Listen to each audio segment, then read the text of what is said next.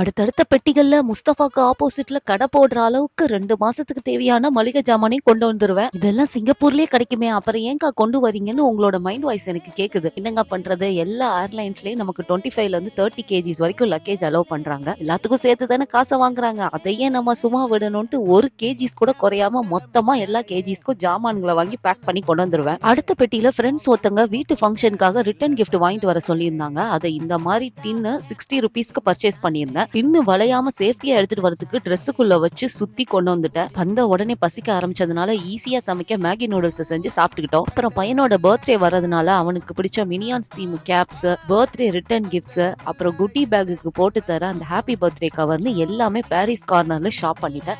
ஷாப்போட டீடைல்ஸ் வேணா கமெண்ட் பண்ணுங்க. அப்புறம் எங்க ஊரு ஸ்பெஷல் மஸ்கோத் அல்வா, அப்புறம் எங்க அத்தை பொண்ணு கொடுத்த ஓட்டு மாவுன்னு எல்லாமே சேதார செய்கூலி இல்லாம சேஃப்டியா கொண்டு வந்து சேர்த்தாச்சு. வீடியோ பிடிச்சிருந்தா லைக் பண்ணிட்டு நம்ம பேஜை ஃபாலோ பண்ணிக்கோங்க.